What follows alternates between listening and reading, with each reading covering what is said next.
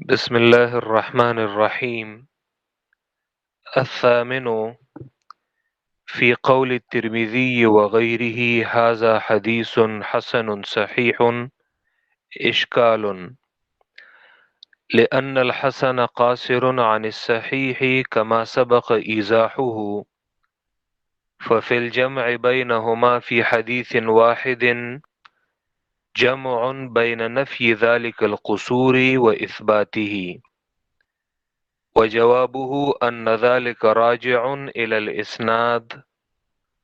فإذا روي الحديث الواحد بإسنادين أحدهما إسناد حسن والآخر إسناد صحيح، استقام أن يقال فيه إنه حديث حسن صحيح، أي إنه حسن بالنسبة إلى إسناد صحيح بالنسبة إلى إسناد آخر، على أنه غير مستنكر أن يكون بعض من قال ذلك أراد بالحسن معناه اللغوية، وهو ما تميل إليه النفس ولا يأباه القلب، دون المعنى الاصطلاحي الذي نحن بصدده، فاعلم ذلك والله أعلم. التاسع من أهل الحديث من لا يفرد نوع الحسن ويجعله مندرجا في أنواع الصحيح لاندراجه في أنواع ما يحتج به، وهو الظاهر من كلام الحاكم أبي عبد الله الحافظ في تصرفاته، وإليه يومئ في تسميته كتاب الترمذي بالجامع الصحيح. وأطلق الخطيب أبو بكر أيضا عليه اسم الصحيح، وعلى كتاب النسائي. وذكر الحافظ أبو طاهر السلفي الكتب الخمسة، وقال اتفق على صحتها علماء الشرق والغرب، وهذا تساهل، لأن فيها ما صرحوا بكونه ضعيفا أو منكرا أو نحو ذلك من أوصاف الضعيف. وصرح أبو داود فيما قدمنا روايته عنه بانقسام ما في كتابه إلى صحيح وغيره، والترمذي مصرح فيما في كتابه بالتمييز بين الصحيح والحسن. ثم إن من سمى الحسن صحيحا لا ينكر أنه دون الصحيح المقدم المبين أولا، فهذا إذن اختلاف في العبارة دون المعنى، واللہ اعلم۔ مقدمہ ابن الصلاح میں یہ ہم دوسری نوع پڑھ رہے ہیں ان 65 انواع علوم الحدیث کی جو حافظ ابن الصلاح نے اپنی کتاب میں ذکر کیے ہیں۔ ہم نے اس سے پہلے مقدمہ تفصیلاً پڑھا ہے جس میں ابن الصلاح نے علم الحدیث کی اہمیت کو واضح کیا ہے کہ اس فن کا سیکھنا اور اس فن کو سیکھنے کے لیے ہمت اور حوصلے کی ضرورت ہے، اور کم ہمت والے لوگ وہ اس علم کو اور اس فن کو نہیں سیکھ سکتے۔ پھر ان 65 انواع علوم الحدیث میں ہم نے پہلی نوع وہ ذکر کی کہ حدیث صحیح یہ کیا ہے۔ تو حدیث صحیح کی تعریف میں 5 شرائط وہ ذکر کی گئیں، جن میں 3 وجودی تھیں، وجودی اور ثبوتی۔ وہ اتصال سند، راویوں کا عدول اور ان کا ضبط، جبکہ 2 شرائط و عدمی تھیں کہ روایت شذوذ اور علت سے خالی ہو۔ پھر ابن الصلاح نے ھذا حدیث صحیح اور ھذا حدیث غیر صحیح، ان اصطلاحات کا انہوں نے معنی بتایا کہ محدثین جب یہ اصطلاحات لاتے ہیں تو ان کی مراد کیا ہوتی ہے۔ دوسری نو ہم حدیث حسن کے حوالے سے پڑھ رہے ہیں۔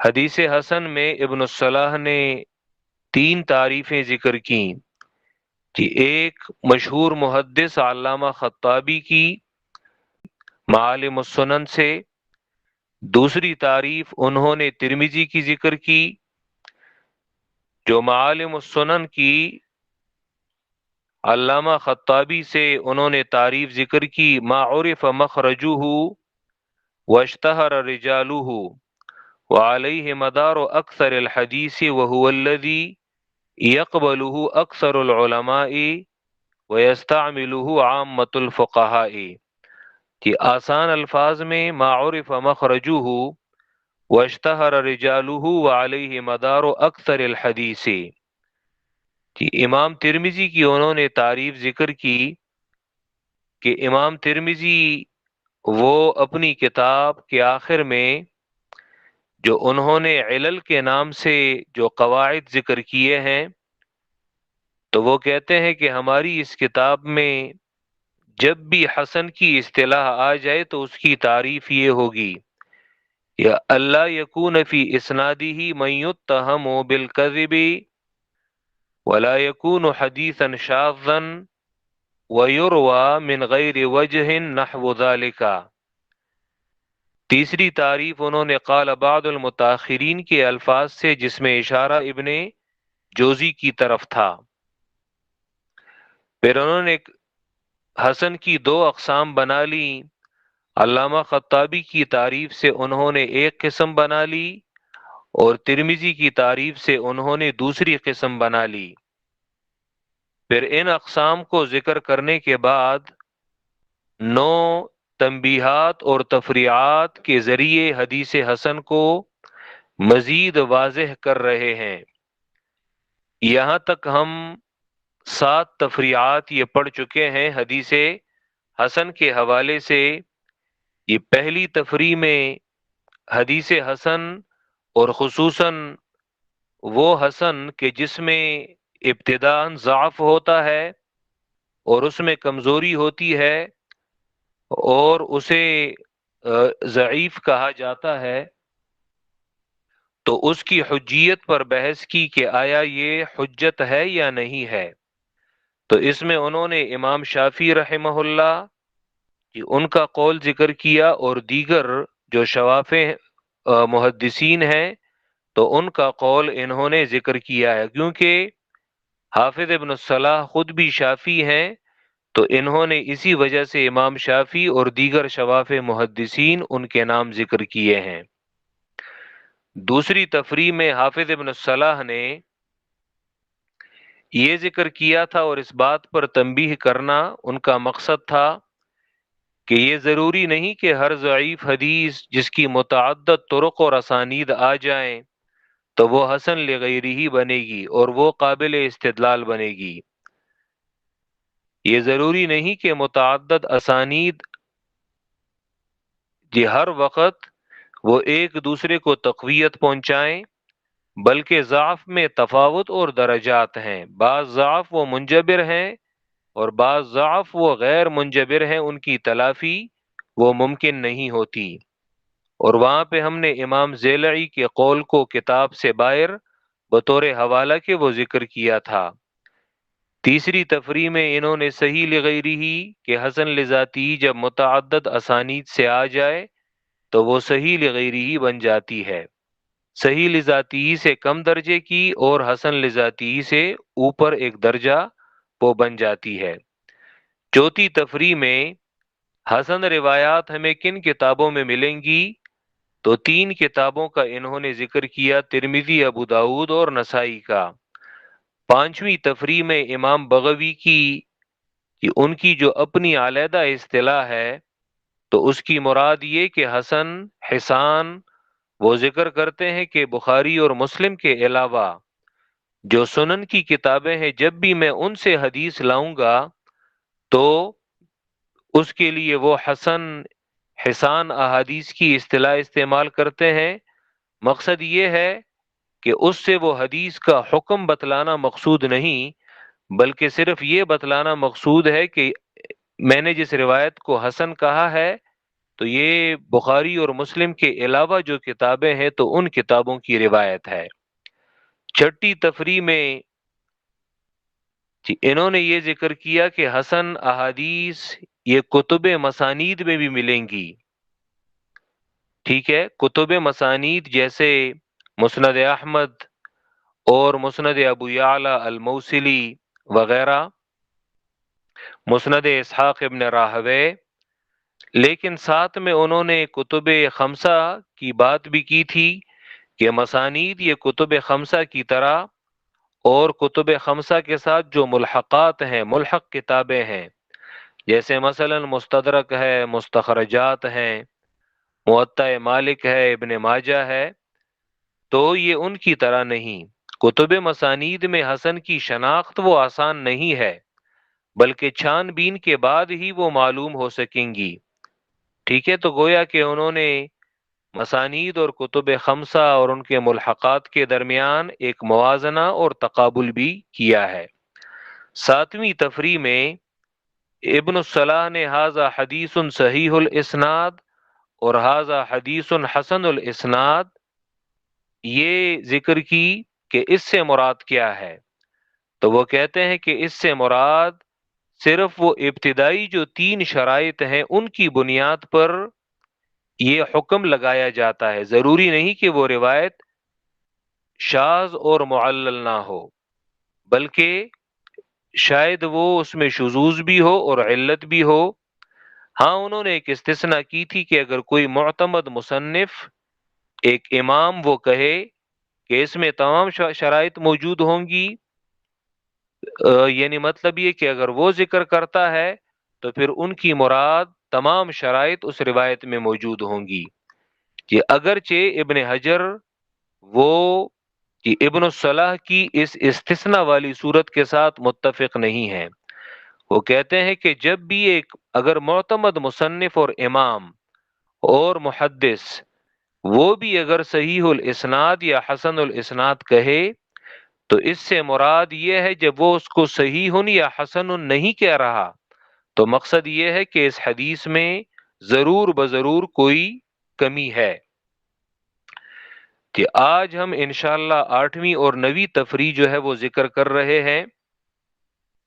کہ 8ویں تفریح میں کہ امام ترمذی نے اپنی جامع میں 7 قسم کے احکام لگائے ہیں حدیث پر، کہ تو ان احکام میں وہ یہ حکم بھی لاتے ہیں حسن صحیح، یعنی 2 اوصاف کو اور 2 حکموں کو انہوں نے یکجا ذکر کیا ہے، ملایا ہے۔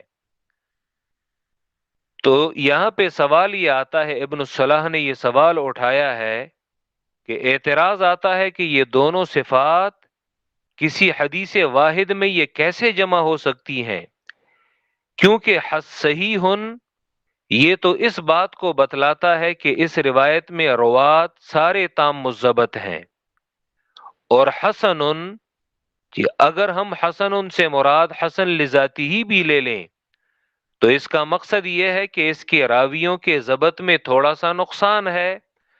تو جب ایک ہی حدیث پر امام ترمذی حسن صحیح یہ 2 صفات لاتے ہیں تو اس کا مطلب تو بظاہر یہ ہے کہ اس حدیث کی سند میں جو راوی ہیں وہ تام الضبط بھی ہیں اور اس کے راوی جو ہے وہ خفیف الضبط بھی ہیں۔ تو یہ کیسے ممکن ہے کہ ایک راوی وہ بیک وقت وہ تام الضبط بھی ہو اور خفیف الضبط بھی ہو؟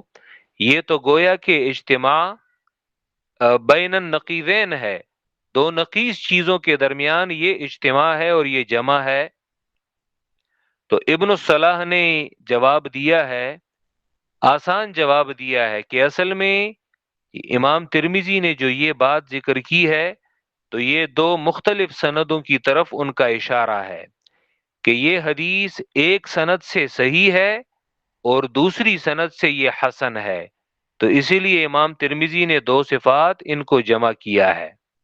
ٹھیک ہے، اور دوسرا جواب بھی دیا ہے کہ جن محدثین نے، اور یہ صرف ترمذی نے نہیں بلکہ دیگر 8-10 محدثین اور بھی ہیں، بخاری ہے، احمد ابن حنبل ہے، انہوں نے بھی یہ دو صفات بہت ساری روایات میں جمع کی ہیں.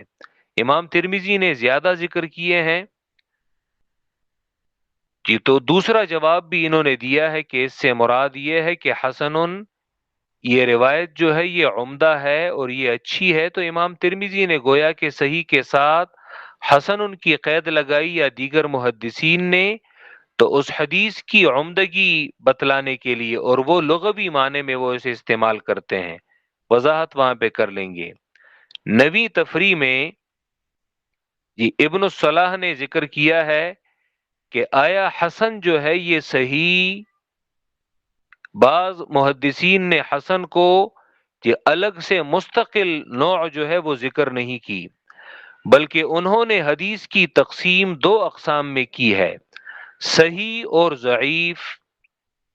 تو جب صحیح اور ضعیف دو اقسام میں انہوں نے تقسیم ذکر کی ہے، تو کیا حسن یہ کوئی مستقل قسم نہیں؟ دراصل وہ کہتے ہیں کہ بعض محدثین نے حسن کو صحیح کی قسم میں شمار کیا ہے، تو اسی وجہ سے وہ حسن کو مستقلاً الگ سے نہیں لاتے، بلکہ وہ حسن کو صحیح میں مندرج کرتے ہیں، اسی میں اس کا اندراج کرتے ہیں کہ حسن چونکہ اس سے بھی استدلال کیا جاتا ہے، تو اسی لیے اسے الگ سے ذکر کرنے کی ضرورت نہیں، بلکہ یہ صحیح میں ہی شامل ہے. تو آٹھویں اور نویں تفریح کا یہ ایک مختصر خلاصہ تھا.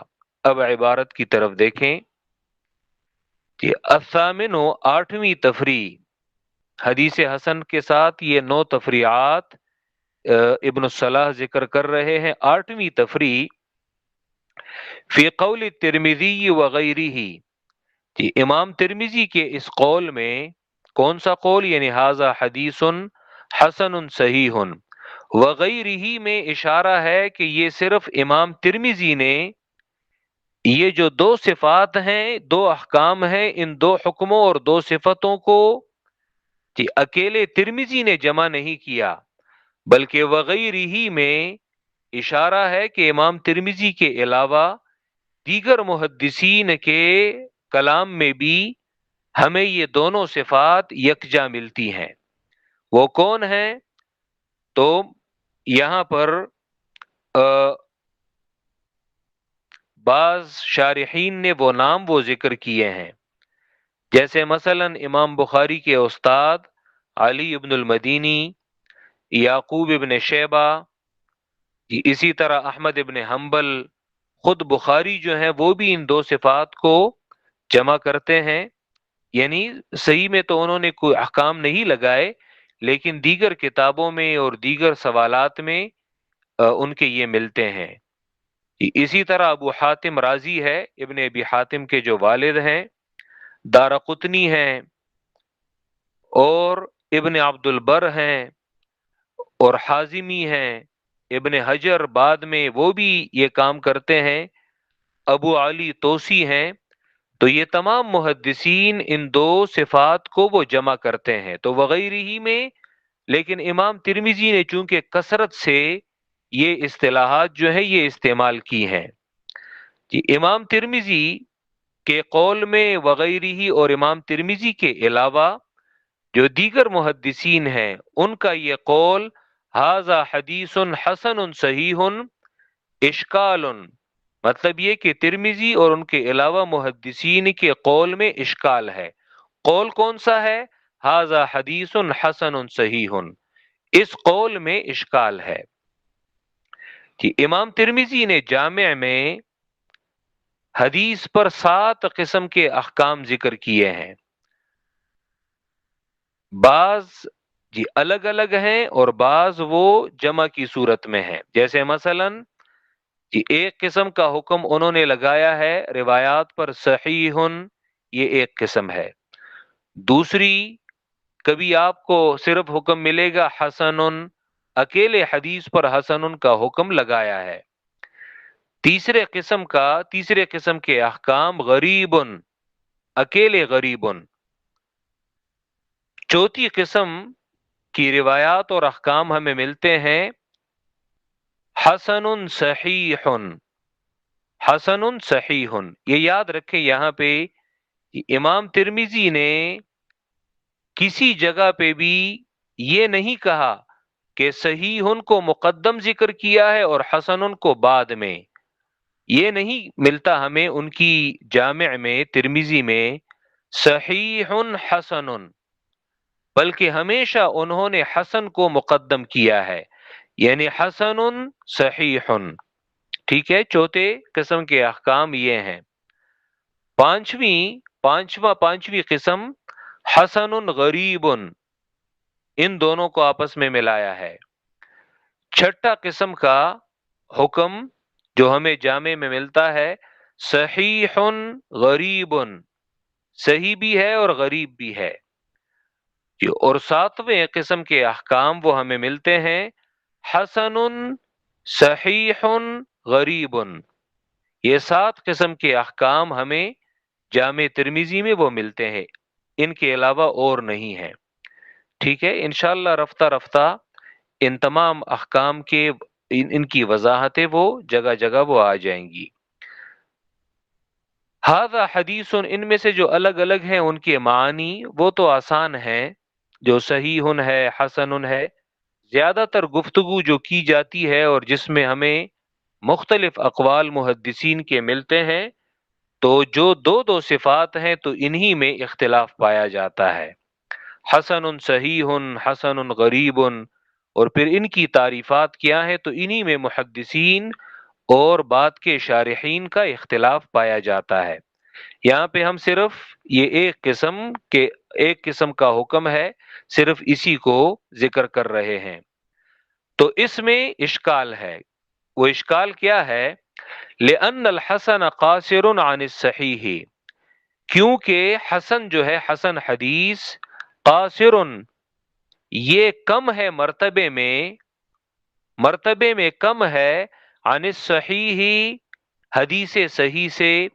حدیث حسن یہ حدیث صحیح سے مرتبے میں کم ہے، کیونکہ حدیث صحیح میں راویوں کا ضبط وہ اعلیٰ درجے کا ہوتا ہے، وہ تام الضبط ہوتے ہیں، کامل الضبط ہوتے ہیں.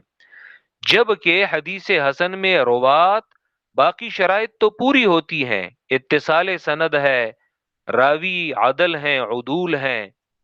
عادل نہیں، اچھا، بلکہ اصل لفظ عدل اور عدول، راوی عدل اور عدول ہیں، عدول جمع ہے. راوی جو ہے وہ ضابط ہیں، روایت اس میں شذوذ نہیں ہے، علت نہیں ہے. صرف راویوں میں حسن میں وہ خفیف الضبط ہوتے ہیں. ٹھیک ہے، تو یہ درجے میں حدیث صحیح سے کم ہے. کما سبق ایضاحہ، جیسا کہ اس کی وضاحت یہ ماقبل میں گزر چکی ہے. ففی الجمع بینہما، تو ان دونوں احکام کو جمع کرنا فی حدیث واحد، ایک حدیث میں، یعنی آپ ایک حدیث پر حکم لگا رہے ہیں اور دونوں صفات کو جمع کرتے ہیں، تو یہ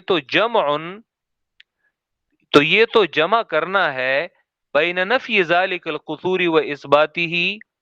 یہ تو اس حدیث میں دو الگ الگ چیزوں کو جمع کرنا ہے.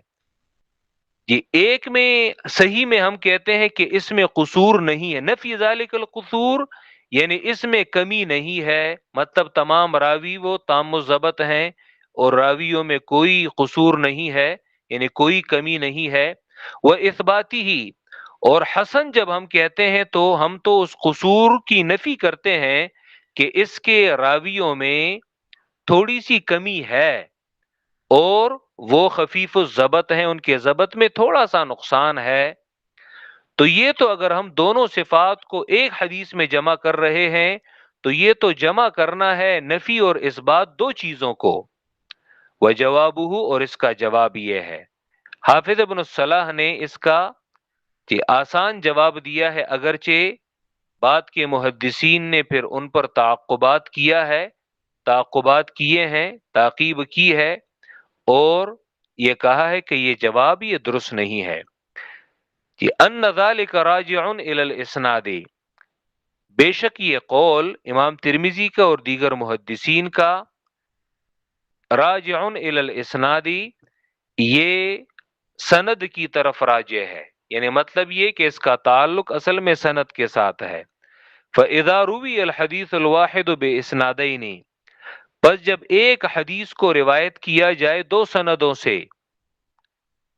کہ احدہما، ان دو سندوں میں سے ایک سند اسناد حسن، وہ سند حسن ہے، والآخر، اور دوسری سند اسناد صحیح، دوسری کی سند جو ہے وہ صحیح ہو، تو استقام ان یقال فیہ، استقامہ تو یہ بات مستقیم ہوگی یعنی درست ہوگی، ان یقال فیہ کہ اس حدیث کے بارے میں کہا جائے انہ حدیث حسن صحیح، یہ حدیث یہ حسن ہے اور صحیح بھی ہے۔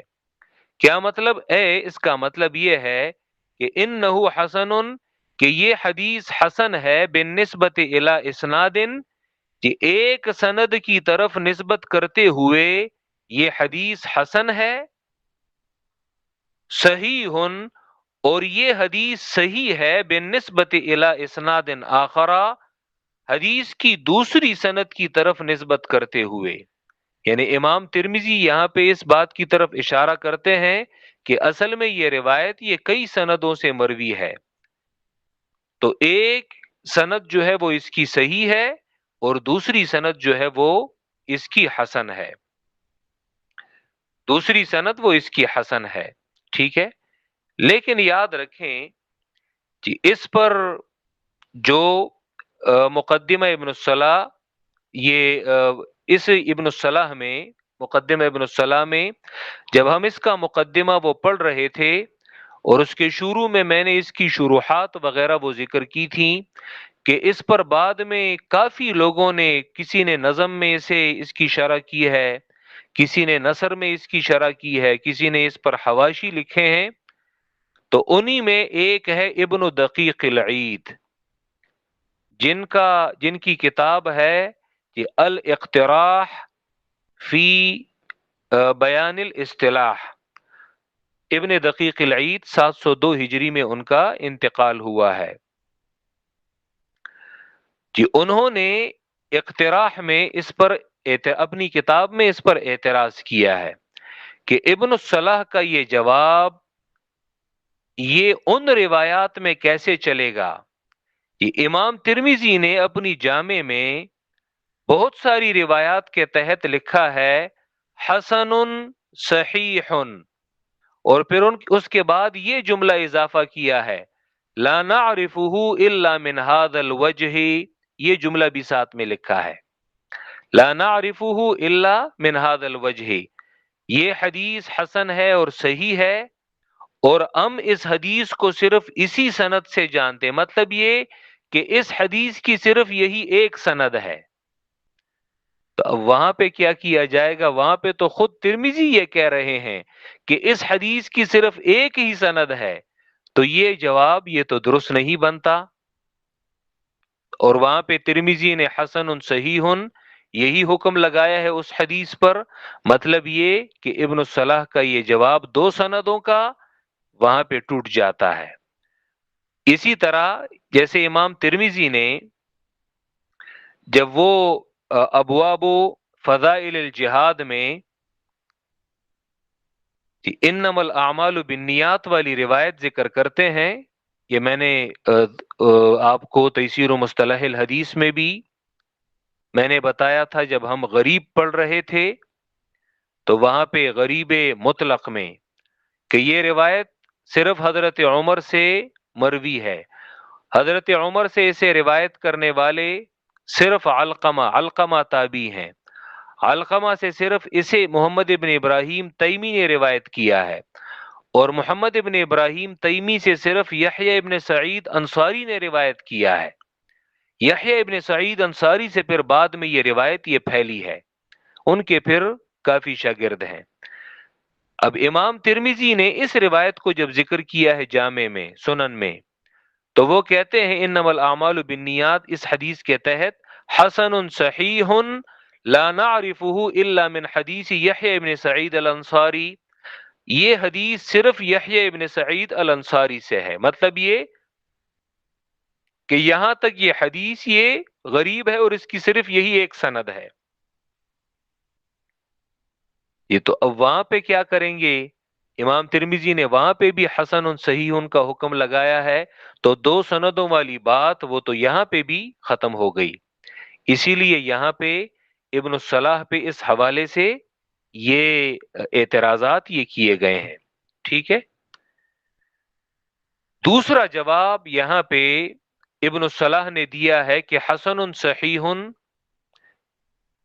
جن محدثین نے استعمال کیا ہے تو اس سے مراد، مثلا یا امام ترمذی نے روایت کیا ہے تو اس سے مراد ان کی حسن سے لغوی حسن ہے، یعنی ترمذی اس کی طرف اشارہ کرتے ہیں یا دیگر محدثین نے یہ جو دو صفات اکٹھی بیک وقت استعمال کی ہیں کسی حدیث کے متعلق، تو حسن سے ان کی لغوی مراد ہے، یعنی حسن اصطلاحی مراد نہیں، بلکہ حسن یعنی عمدہ اور اچھی حدیث ہے، اس حدیث کی عمدگی اور اچھائی کی طرف وہ اشارہ کر رہے ہیں۔ تو دوسرا جواب انہوں نے یہ دیا ہے، اعلی انہ غیر مستنکر، جی، اور مزید یہ کہ یہ بات بعید نہیں ہے، بعید نہیں ہے، اعلی انہ غیر مستنکر، یہ بات اجنبی نہیں ہے، یہ بات بعید نہیں ہے، یہ ان یکون بعض من قال ذلک، کہ بعض وہ حضرات، بعض وہ محدثین کہ جنہوں نے یہ بات کہی ہے حسن صحیح والی بات ایک ہی حدیث کے متعلق انہوں نے لکھی ہے، یہ ارادہ تو ان محدثین کی مراد، یعنی بعض محدثین کی مراد بالحسنی، یہ ایسی صورت میں جب وہ حسن صحیح دونوں کو یکجا لاتے ہیں تو ان کی مراد حسن سے معناہ اللغویہ، اس کے لغوی معنی مراد ہوتے ہیں، اور حسن کے لغوی معنی کیا ہیں؟ وہ ہوا ما تمیل الیہ النفس، اور وہ یہ ہے، یعنی حسن وہ حدیث ہے کہ جس کی طرف طبیعت میلان کرتی ہے، طبیعت میلان کرتی ہے، طبیعت مائل ہوتی ہے، ٹھیک ہے۔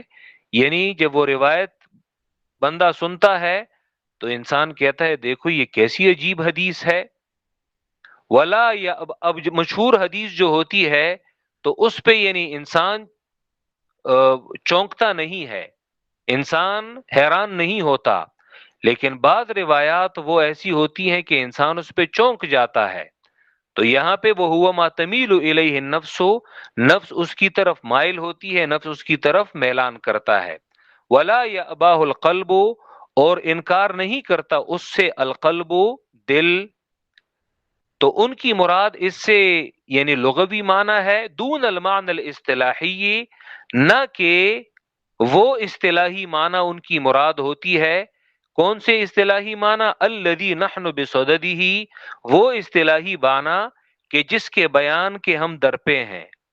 کیا مطلب؟ اسی دوسری قسم میں جو ہم یہ حدیث حسن کی تفصیلات بیان کر رہے ہیں، الذی نحن بصددہ سے یہ مراد ہے کہ اس دوسری نوع میں ہم جو حدیث حسن کی تفصیلات بیان کر رہے ہیں تو ان محدثین کی مراد اس سے یہ معنی اصطلاحی نہیں ہے، بلکہ وہ اسے لغوی معنی میں استعمال کرتے ہیں۔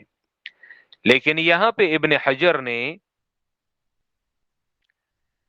حجر نے اور دیگر محدثین نے حافظ ابن الصلاح کے اس بات پہ بھی انہوں نے اعتراض کیا ہے، وہ کہتے ہیں کہ اگر حسن لغوی معنوں میں ہے کہ نفس اس کی طرف میلان کرتی ہے اور نفس اس کی طرف راغب ہوتی ہے، تو اس اعتبار سے تو تمام روایات حسن ہوں گی، جو صحیح احادیث ہیں نفس ان کی طرف بھی رغبت کرتی ہے، اسی طرح وہ روایات جن میں تفرد ہو، ٹھیک ہے، اور جو عام طور پہ دیگر محدثین اسے روایت نہیں کرتے، تو تفرد جو غرابت ہوتی ہے جن روایات میں، تو انہیں بھی حسن کہا جائے گا۔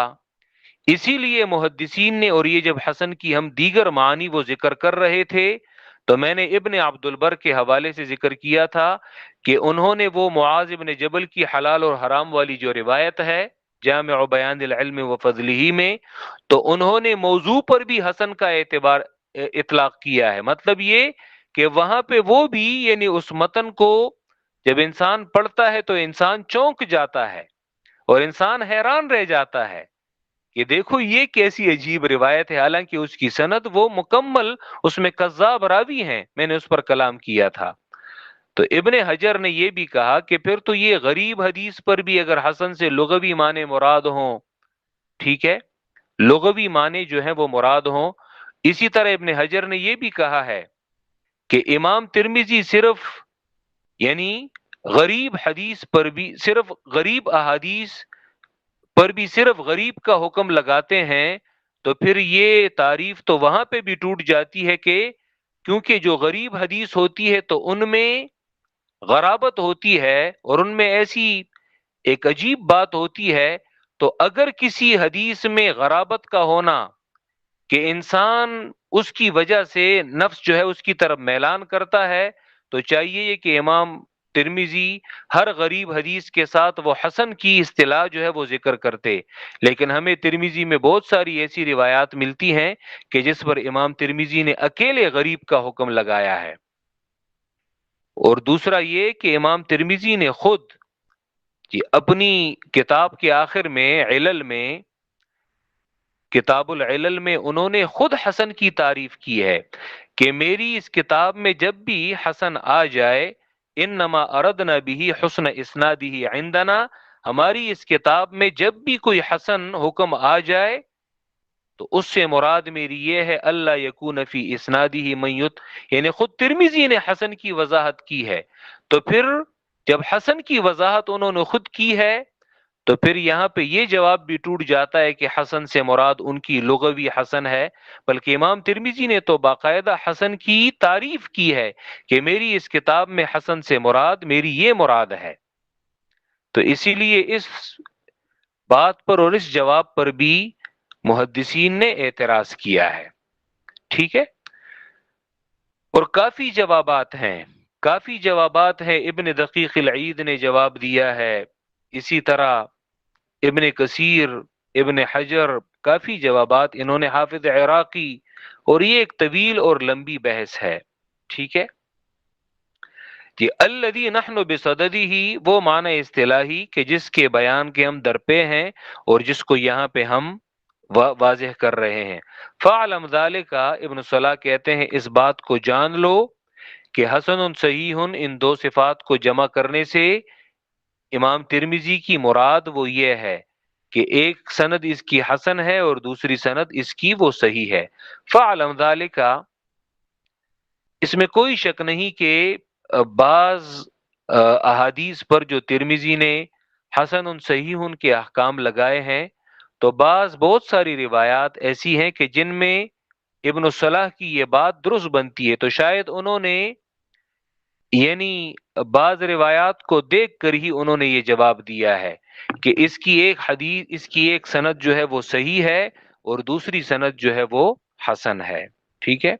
فعلم ذالک، اس بات کو جان لو، واللہ عالم، اور اللہ خوب جانتا ہے۔ اب نوی تفریح میں کہ بعض محدثین صرف حدیث کی دو قسمیں ذکر کرتے ہیں، جیسے یہاں پہ انہوں نے حاکم کا حوالہ دیا ہے، حاکم کا، اور حاکم کے علاوہ اسی طرح سیوطی ذکر کرتے ہیں کہ ابن خزیمہ اور ابن حبان نے بھی یہ حسن کو الگ سے قسم ذکر نہیں کیا، بلکہ صرف دو اقسام پر انہوں نے اکتفا کیا ہے، صحیح اور ضعیف۔ تو اس کا کیا مطلب ہے؟ من اہل الحدیث من، محدثین میں سے بعض وہ محدثین ہیں، لا یفرد نوع الحسن، کہ انہوں نے حدیث حسن کو الگ نوع میں شمار نہیں کیا۔ من لا یفرد نوع الحسن، کہ جنہوں نے حدیث حسن کو الگ نوع اور الگ قسم میں شمار نہیں کیا۔ وَيَجْعَلُهُ مُنْدَرِجًا فِي أَنْوَاعِ الصَّحِيحِ، بلکہ وہ اسے صحیح کی اقسام میں درج کرتے ہیں، یعنی وہ حسن کو صحیح کی اقسام میں درج کرتے ہیں، اس کا اندراج کرتے ہیں، اسے شامل مانتے ہیں۔ کس وجہ سے؟ لندراجی ہی، اس وجہ سے کہ حدیث حسن لندراجی ہی فی انواع ما یحتج به، جی اس وجہ سے کہ حدیث حسن حدیث کی ان انواع میں شامل ہے کہ جن سے احتجاج کیا جا سکتا ہے اور جن سے استدلال کیا جاتا ہے. یعنی اس لیے ان محدثین نے حدیث حسن کو صحیح میں شمار کیا ہے کہ جس طرح صحیح حدیث سے ہم استدلال کرتے ہیں تو اسی طرح حدیث حسن سے بھی ہم استدلال کرتے ہیں اور احتجاج کرتے ہیں. تو اسی لیے الگ سے اسے ذکر کرنے کی کوئی ضرورت ہی نہیں ہے. ٹھیک ہے. وَهُوَ الظَّاهِرُ کنہوں نے یہ ذکر کیا ہے حدیث حسن کو صحیح میں؟ وَهُوَ الظَّاهِرُ من کلام الحاکم ابی عبداللہ، اور یہ بات ابو عبداللہ الحاکم جو حافظ حدیث ہیں، الحافظی جو حافظ حدیث ہیں اور یعنی انہیں لاکھوں اسانید یاد ہیں، فی تصرفاتی ہی جو حافظ حدیث ہیں تو ان کے کلام میں تصرفات سے مراد یعنی ان کے طرز عمل سے یہ بات ظاہر ہے. ٹھیک ہے. ابو عبداللہ الحاکم جو صاحب مستدرک ہیں ان کے کلام میں ان کے طرز عمل سے یہ بات یہ ظاہر ہے کہ انہوں نے حدیث حسن کو مستقل قسم ذکر نہیں کیا بلکہ اسے صحیح میں ہی شمار کیا ہے، صحیح میں ہی انہوں نے اسے درج کیا ہے. ٹھیک ہے. وَإِلَيْهِ اور اس بات کی طرف یوں حاکم اشارہ کرتا ہے جب وہ ترمذی کی کتاب کا نام ذکر کرتا ہے. یعنی حاکم نے اپنی کتاب معرفت علوم الحدیث میں جو انہوں نے مصطلح پہ اور علوم الحدیث پہ کتاب لکھی ہے، حاکم 405 ہجری میں اس کا انتقال ہوا ہے. جی تو ان کی اس کتاب میں یہ بات ہم کہاں پہ پائیں گے کہ انہوں نے حدیث حسن کو حدیث صحیح میں شمار کیا ہے؟ یہ جب حاکم میں معرفت علوم الحدیث حاکم کی کتاب میں جب انہوں نے ترمذی کی کتاب کا نام ذکر کیا ہے تو کن الفاظ سے ذکر کیا ہے؟ ترمذی کی کتاب کو وہ الجامع الصحیح کہتے ہیں، الجامع الصحیح. ٹھیک ہے. وَإِلَيْهِ اور اس بات کی طرف یومیو حاکم اشارہ کرتے ہیں فی تسمیتہ کتاب الترمذی جب وہ ترمذی کی کتاب کو مسمى کرتے ہیں، موسوم کرتے ہیں کس نام کے ساتھ؟ بالجامع الصحیح، یہ الجامع الصحیح کے نام کے ساتھ. ٹھیک ہے. اور انہوں نے اس کتاب کو الصحیح، حالانکہ ترمذی میں تو حسن روایات کی ایک بھرمار ہے تو لیکن پوری کتاب کو وہ کیسے الجامع الصحیح کہتے ہیں؟ دراصل وہ حدیث حسن کو حدیث صحیح میں ہی شمار کرتے ہیں. صرف حاکم نے یہ کام کیا ہے؟ نہیں، بلکہ خطیب بغدادی نے بھی یہ کام کیا ہے. وَأَطْلَقَ الْخَطِيبُ ابو بکر اور ابو بکر خطیب بغدادی نے بھی اطلاق کیا ہے ایضاً اسی طرح علیہ اس ترمذی کی کتاب پر اسم الصحیح، انہوں نے بھی ترمذی کی کتاب پر صحیح کا یہ نام اس کا اطلاق کیا ہے. صرف ترمذی پر نہیں بلکہ وعلی کتاب النسائی اور نسائی کی کتاب پر بھی انہوں نے صحیح کا اطلاق کیا ہے. ٹھیک ہے جی. اور کون ان کے علاوہ ایک دوسرے محدث ہیں؟ وذکر الحافظ ابو الطاہر السلفی، یہاں پہ سلفی نہیں ہے، اچھا السلف سین کے کسرے کے ساتھ ہے اور لام پر فتحے کے ساتھ. اور اسی طرح ابو الطاہر السلفی نے جی ابو طاہر السلفی یہاں پہ نیچے ان کی سن وفات مات سنہ 76 و 500 576 ہجری میں ان کا انتقال ہوا ہے. اچھا. اور کانا اوحد زمانہ فی علم الحدیث، یہ بھی اپنے زمانے میں علم الحدیث میں یکتا تھے یعنی مشہور تھے. اور حافظ ابو الطاہر السلفی نے جب وہ کتب خمسہ کا ذکر کرتے، کتب خمسہ سے مراد صحیحین اور ترمذی، ابو داود اور نسائی، ابن ماجہ کے علاوہ، وہ بھی جب کتب خمسہ کا ذکر کرتے ہیں تو وہ کہتے ہیں اتفق علی صحتها کہ ان کتب خمسہ کی صحت پر اتفاق کیا ہے کنہوں نے؟ علماء الشرق والغرب، مشرق اور مغرب کے علماء اور محدثین نے. تو اب دیکھیں صحتها، ساری پانچوں کتابوں کو، پہلی دو تو ٹھیک ہے صحیحین ہیں، لیکن تین کتابوں پر بھی انہوں نے صحت اور صحیح ہونے کا اطلاق کیا ہے. لیکن اب یہاں پہ ابن الصلاح جی ان کی اس اطلاق پر کہ انہوں نے حاکم نے، خطیب نے اور ابو الطاہر سلفی نے یا دیگر محدثین نے جو یہ اطلاق کیا ہے، وَهَذَا تَسَاهُلٌ، اور یہ ایک طرح کی چشم پوشی ہے. یعنی مطلب یہ چشم پوشی ہے، اور یہاں پہ یعنی اس سے مراد یہ ضروری نہیں ہے کہ ان میں تمام روایات وہ صحیح ہوں، بلکہ یہ تو معلوم بات ہے کہ ان میں تو یعنی حسن بھی ہیں اور ضعیف بھی ہیں، جیسے یہاں پہ آگے ابن الصلاح ذکر کر رہے ہیں. لأن فیہا، کیونکہ ان کتابوں میں، لأن فیہا کیونکہ ان کتابوں میں، ترمذی، ابو داود، نسائی میں، ما وہ احادیث بھی ہیں، صرحو کہ خود ان محدثین نے تصریح کی ہے، بکونہ ضعیفا، یا محدثین نے تصریح کی ہے بکونہ ضعیفا. جی ان کتابوں میں ان محدثین نے تصریف کی ہے بکونہ ضعیفا، کہ وہ ضعیف ہیں. یہ احادیث کے ضعیف ہونے پر انہوں نے تصریح کی ہے ان کتابوں میں. او منکرن، ان کتابوں میں ترمذی، ابو داود، نسائی میں منکر روایات بھی ہیں. یہ او نحو ذالک من اوصاف الضعیفی، یا ان جیسی ضعیف کی دیگر اوصاف بھی ان کتابوں میں ہیں. یعنی ان میں ضعیف احادیث ہیں، محدثین نے باقاعدہ اس کی تصریح کی ہے. اب یہاں پہ یہ خود ابو داود اور ترمذی کا حوالہ خود دیتے ہیں، وصرح ابو داود، اور ابو داود نے خود صراحت کی ہے، فیما قدمنا روایتہ عنہ، جیسا کہ ہم نے ابو داود سے ماقبل میں روایت نقل کی. جب ہم ایک تفریح میں یہ پڑھ رہے تھے کہ ابو داود نے خود یہ کہا ہے کہ میری اس کتاب میں صحیح اور غیر صحیح یہ روایات، دونوں طرح کی روایات موجود ہیں. ابو داود نے خود تصریح کی ہے، جیسا کہ ہم نے اس سے ماقبل میں روایت نقل کی ہے، بانقسام ما فی کتابہ الی صحیح وغیرہ، کہ ان کی کتاب منقسم ہے صحیح اور غیر صحیح دونوں احادیث کی طرف. ٹھیک ہے، جیسا کہ ہم نے اس سے پہلے کس تفریح میں ہم نے ذکر کیا تھا؟ بالکل ہاں، یہ تفریح نمبر 4 میں، صفحہ نمبر 58 پہ. ومن مظانہ سنن ابی داود السجستانی ذکرت فیہ الصحیح وما یشبہہ ویقاربہ، اور پھر وہ کہتے ہیں کہ ما کان فی کتاب من حدیث فیہ وہن شدید فقد بینتہ، میں نے اسے بیان کیا ہے.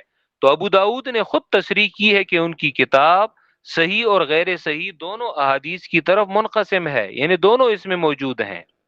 والترمذی مصرح، اور ترمذی بھی تصریح کرتے ہیں، فیما فی کتابہ بالتمییز بین الصحیح والحسن، کہ ان کی کتاب میں موجود احادیث میں، ترمذی نے بھی تصریح کی ہے ان کی کتاب میں موجود احادیث میں تمیز کی طرف انہوں نے اشارہ کیا ہے، تصریح کی ہے کہ بعض صحیح ہیں اور بعض حسن ہیں.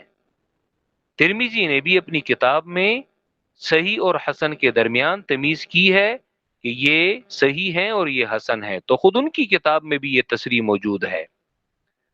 تو پھر ان پر، ان کتابوں پر صحیح کا اطلاق کرنا، جیسا کہ حاکم نے کیا ہے، خطیب بغدادی نے کیا ہے، تو یوں کہہ لیتے ہیں کہ یہ تجوزن کیا ہے، یعنی بس یوں چشم پوشی کی ہے، اور شاید یعنی بیشتر روایات، یا اس اعتبار سے کہ ان کتابوں میں تقریباً تمام روایات جو ہیں تو ان میں کسی نہ کسی درجے پہ وہ عمل ہوتا ہے، شاید اسی بنیاد پہ انہوں نے اس پر صحیح کا اطلاق وہ کیا ہو. اور پھر یہاں پہ یہ بھی کہتے ہیں ابن الصلاح، ثم ان من سم الحسن صحیحا، پھر جن لوگوں نے حسن کا نام صحیح رکھا ہے، سم الحسن، حسن کا نام صحیح رکھا ہے، یعنی مطلب یہ کہ وہ حسن کو صحیح کے تحت لاتے ہیں، جس طرح مثلا حاکم، خطیب نے اور دیگر نے، انہی محدثین نے لا ینکر، وہ اس بات کا انکار نہیں کرتے کہ انہ دون الصحیح، کہ حدیث حسن جو ہے وہ صحیح سے مرتبے میں کم ہے. یعنی مطلب یہ کہ خود یہ محدثین بھی، خطیب بغدادی، حاکم، ابو الطاہر سلفی، یہ محدثین خود اس بات کے قائل ہیں اور وہ اس کا انکار نہیں کرتے کہ حدیث حسن جو ہے یہ صحیح سے مرتبے میں اور درجے میں کم ہے. کون سی صحیح سے درجے میں کم ہے؟ کہ المقدم المبین اولا، وہ صحیح کہ جس کو پہلے بیان کیا جا چکا ہے پہلی نوع میں، اولن جس کو پہلے بیان کیا جا چکا ہے، کہ اس صحیح سے وہ درجے میں کم ہے حدیث حسن. یعنی خود حاکم، خطیب بغدادی اور دیگر محدثین جنہوں نے حدیث حسن کو صحیح کے تحت وہ لائے ہیں، پھر اپنی کتابوں میں وہ یہ فرق بھی کرتے ہیں کہ حدیث حسن وہ صحیح سے درجے میں کم ہے. فہذا، تو یہ جو اختلاف ہے، اذن اس وقت اختلاف فی العبارہ، یہ اختلاف ہے عبارت میں یعنی لفظ میں، دون المعنی، نہ کہ معنی میں. مطلب یہ کہ محدثین کے درمیان یہ جو اختلاف ہے یہ اختلاف لفظی ہے نہ کہ حقیقی ہے. اختلاف لفظی ہے نہ، یعنی جن محدثین نے حدیث کی 3 قسمیں بنائی ہیں، صحیح، حسن اور ضعیف، ٹھیک ہے، تو وہ بھی مقصد یہ ہے کہ صحیح کو وہ الگ شمار کرتے ہیں، حسن کو الگ شمار کرتے ہیں. جن محدثین نے حسن کو صحیح میں شمار کیا ہے تو ان کی مراد بھی یہ ہے کہ حسن یہ صحیح سے درجے میں اور مرتبے میں کم ہے، وہ بھی اس بات کے قائل ہیں.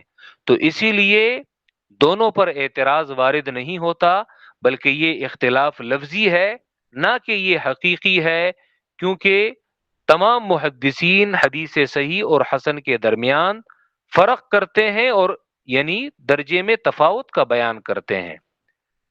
کہ اگر ہم مثلا جی انہی 2 اقوال کو جی اگر ہم کہیں تو ہم یہ کہہ سکتے ہیں کہ جن محدثین نے حدیث حسن کو صحیح میں شامل مانا ہے تو ان کی مراد حدیث حسن سے حسن لذاتی ہی. یہ ایک تطبیقی قول ہے کہ جن محدثین نے حدیث حسن کو صحیح میں شمار کیا ہے تو ان کی مراد حسن سے حسن لذاتی ہی ہے، حسن لذاتی ہی ہے، ٹھیک ہے، حسن لذاتی ہی کہ جس میں راوی جو ہے یعنی وہ خفیف الضبط راوی ہوتا ہے. یا اس سے پہلے ہم نے ابن الصلاح کے حوالے سے ذکر کیا کہ وہ راوی اس کے درمیان یعنی نقاد محدثین کا اختلاف ہوتا ہے، ٹھیک ہے، کوئی اس کی تضعیف کرتا ہے اور کوئی اس کی توثیق کرتا ہے، ٹھیک ہے. تو یہاں پہ حسن سے مراد حسن لذاتی ہی ہے. تو پھر حسن لغیری ہی، یعنی یہ میں ان محدثین کی بات کر رہا ہوں کہ جنہوں نے صرف 2 اقسام ذکر کی ہیں، حدیث صحیح اور حدیث ضعیف، تیسری قسم انہوں نے ذکر نہیں کی. تو اس میں تطبیقی قول یہ ہے کہ حدیث حسن کو انہوں نے صحیح میں شمار کیا ہے تو اس سے مراد حسن لذاتی ہی ہے. حسن لذاتی ہی یہ صحیح کی قسم میں انہوں نے شمار کیا ہے، اور حسن لغیرہ کو انہوں نے ضعیف میں شمار کیا ہے، کیونکہ حسن لغیرہ وہ اصلاً اکیلے وہ ضعیف ہی ہوتی ہے.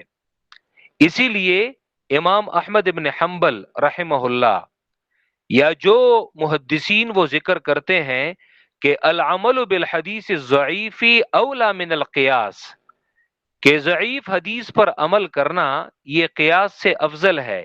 یہی بات امام ابو حنیفہ کی طرف میں نے پہلے بھی اعلام الموقعین علامہ ابن قیم جی ان سے میں نے ذکر کیا تھا. اسی طرح یہ قول ابن تیمیہ کا بھی ہے، امام احمد ابن حنبل کا بھی ہے، امام ابو حنیفہ کی طرف بھی ابن قیم نے نسبت کی ہے. تو اس میں حدیث ضعیف سے مراد کیا ہے کہ حدیث ضعیف پر عمل کرنا یہ قیاس سے اولا اور بہتر ہے. اصل میں اس سے مراد حدیث حسن لغیرہ ہی ہے، کیونکہ حدیث حسن لغیرہ ہی اصل میں کیا ہوتی ہے، وہ حدیث ضعیف ہی ہوتی ہے. یعنی اس میں کسی قسم کا انقطاع سند میں پایا جاتا ہے یا راوی اس کا سیء الحفظ ہوتا ہے، یا راوی اس کا مستور یا مجہول ہوتا ہے، مدلس ہوتا ہے، صیغہ عن کے ساتھ اس نے روایت کیا ہوتا ہے، لیکن جب وہی حدیث ضعیف متعدد طرق سے آ جائے تو وہ ضعیف حدیث وہ کیا بن جاتی ہے؟ وہ حسن لغیری ہی بن جاتی ہے۔ تو جن محدثین نے صرف دو اقسام ذکر کی ہیں، صحیح اور ضعیف، تو محدثین کہتے ہیں کہ حدیث حسن لذاتی ہی یہ صحیح کی قسم کے نیچے داخل ہے، اور حسن لغیری ہی اصل میں یہ ضعیف کے نیچے داخل ہے، اور ضعیف سے مراد ان کی حسن لغیری ہی جو متعدد اسانید سے آ جائے، تو پھر حسن لغیری ہی یہ قیاس سے یہ افضل ہوتا ہے۔ ٹھیک ہے، تو یہ ایک تطبیقی قول ہے ان علماء اور محدثین کا۔ تو فہذا اذن اختلاف فی العبارت دون المعنی، تو یہ اختلاف اس وقت، یہ اختلاف فی العبارہ، یہ صرف عبارت میں اختلاف ہے، یعنی لفظ میں اختلاف ہے، دون المعنی، نہ کہ معنی اور حقیقت میں، یعنی یہ اختلاف لفظی ہے نہ کہ حقیقی اختلاف ہے۔ واللہ اعلم، اور اللہ خوب جانتا ہے۔ یہاں تک ہم نے حدیث علوم الحدیث میں دو انواع جو ہے وہ ہم نے پڑھ لی۔ یہاں تک ہم نے مقدمہ تفصیلی پڑھا، پہلی نوع میں حدیث صحیح، اس میں شرائط اور اس طرح اس کے ساتھ جو 8 اہم فوائد تھے متعلق وہ ہم نے پڑھ لیے۔ حدیث حسن کی 3 تعریفیں، خطابی، ترمذی اور ابن جوزی کی، اور پھر 2 اقسام جو ابن الصلاح نے بنا لی، خطابی سے ایک اور ترمذی کی تعریف سے دوسری قسم، اور پھر اس کے بعد جو 9 تنبیہات اور تفریعات تھیں حدیث حسن کے ساتھ متعلق، تو انہوں نے ان تنبیہات اور توضیحات کو اور تفریعات کو انہوں نے ذکر کیا۔ وآخر دعوانا ان الحمد